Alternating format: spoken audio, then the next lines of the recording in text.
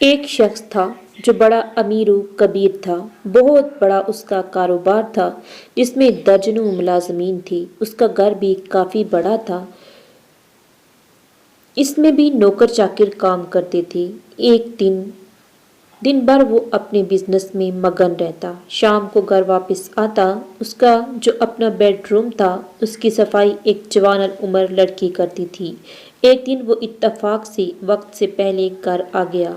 جب یہ اپنے کمرے میں آیا اور نوجوان لڑکی کو صفائی کرتے ہوئے دیکھا، بس شیطان نے اس کے دل میں خیال ڈالا کہ میں اس لڑکی کو روک لوں تو اس کی آواز کوئی نہیں سنے گا۔ اگر یہ میری کسی سے شکایت بھی کرے گی تو کوئی اس کی بات کو نہیں مانے گا۔ میں تو پورے پولیس اسٹیشن خرید سکتا ہوں، ملازمین سب میری بات مانیں گے۔ لڑکی نے دیکھا کہ مالک وقت سے پہلے آ گئے ہیں تو اس نے جلدی سے جانا چاہا، تو مالک نے فوراً ایک زوردار آواز میں کہا، ٹھہر جاؤ۔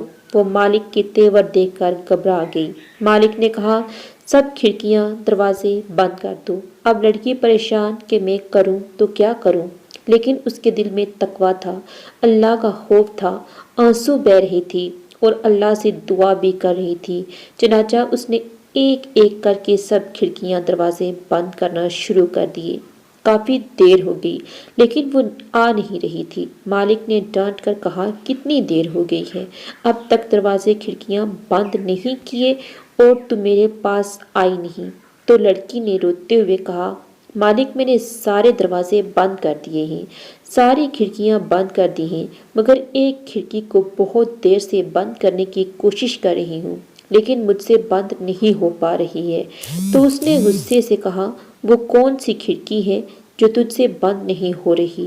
تو لڑکی نے کہا، میرے مالک جس کھڑکیوں سے انسان دیکھتے ہیں، جن کھڑکیوں سے مخلوق دیکھتی ہے، میں نے وہ ساری کھڑکیاں بند کر دی ہیں، لیکن جس کھڑکی سے رب العالمین دیکھتا ہے اس کھڑکی کو بہت دیر سے بند کرنے کی کوشش کر رہی ہوں لیکن مجھ سے بند نہیں ہو پا رہی ہے۔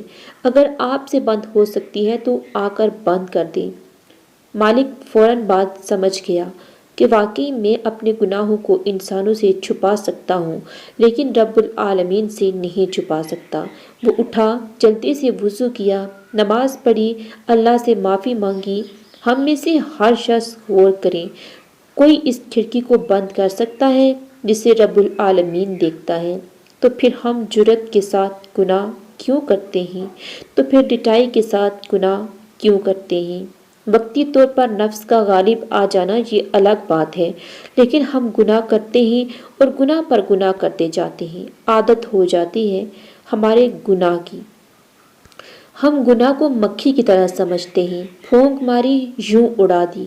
اسی لیے نہ کہ ہم کو اس کھڑکی کا یقین نہیں ہے۔ اللہ پاک ہم سب کو یقین کی دولت سے مالا مال فرمائے اور گناہوں سے بچنے کی توفیق عطا فرمائے، آمین ثم آمین۔